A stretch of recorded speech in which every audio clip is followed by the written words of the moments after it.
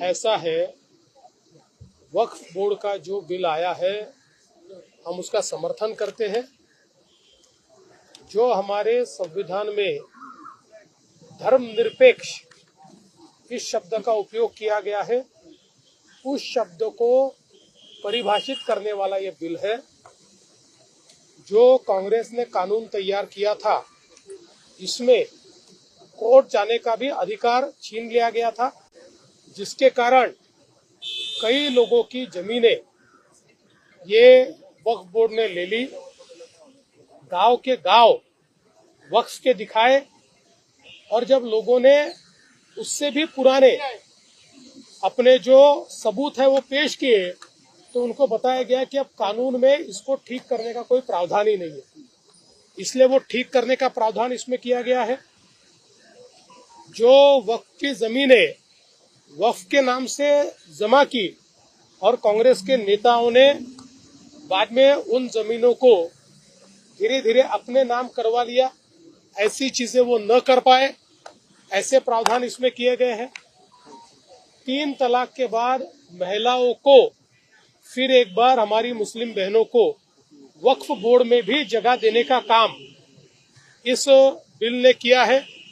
ये बिल किसी भी धर्म के खिलाफ नहीं है, किसी भी आस्था के खिलाफ नहीं है, किसी भी आस्था को ठेस पहुंचाने वाला नहीं है। जो गलतियां हुई थी उन गलतियों को सुधारने वाला, और जो लूटना चाहते थे ऐसे लुटेरों को पाबंदी लाने वाला इस प्रकार का ये बिल है।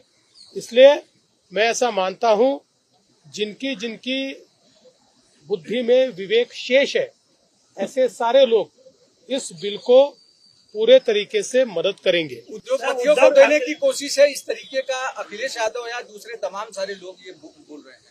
देखिए, ऐसा बोलना मूर्खता है। वो भी जानते हैं कि ऐसा कोई कर नहीं सकता। कानून में ऐसा एक भी प्रावधान नहीं है। ज्वाइंट सिलेक्ट कमेटी में एक भी इस प्रकार का प्रावधान वो नहीं दिखा पाए कि जिससे ये उद्योगपतियों को 1 इंच भी जमीन दी जा सके।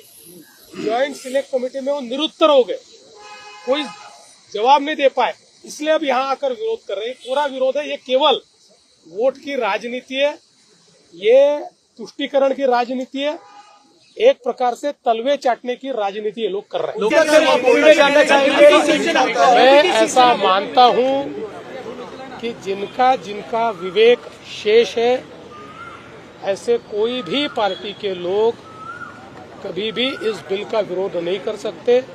और जहां तक उद्धव बाला साहब ठाकरे शिवसेना का सवाल है, मैं ऐसा मानता हूं, हिंदू हृदय सम्राट शिवसेना प्रमुख बाला साहब ठाकरे जी के विचारों का कोई भी अंश अगर उनकी कृति में बाकी होगा तो वो इस बिल का समर्थन करेंगे, ऐसी मेरी अपेक्षा है। देखिए, ये बात मैं स्पष्ट रूप से कहता हूं, महाराष्ट्र में मराठी के लिए आग्रह करना कोई गलत बात नहीं है।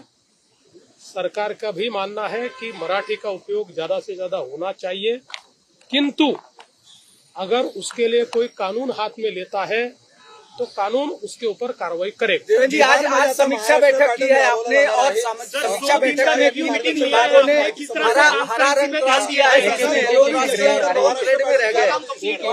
है, कि जो 100 डेज का कार्यक्रम दिया था उसमें 26 विभागों का आज हमने आढ़ावा लिया है। 26 विभागों में हमने कुल मिलाकर 938 एक्शन पॉइंट्स दिए थे, जिसमें से 411 एक्शन पॉइंट कंप्लीट हो चुके हैं, यानी 44%। 372 एक्शन पॉइंट्स ये अंतिम चरण में है, यानी 40%। इसका मतलब 84% 100 दिनों का कार्यक्रम एकदम लाइन पर है। केवल 16% पॉइंट्स ऐसे हैं कि जो थोड़ा उसको और समय लगने वाला है, उसके लिए 2 हफ्ते मैंने बढ़ा के दिए हैं। मेरा विश्वास है कि इस कार्यक्रम को हम अच्छी तरह से पूरे करेंगे।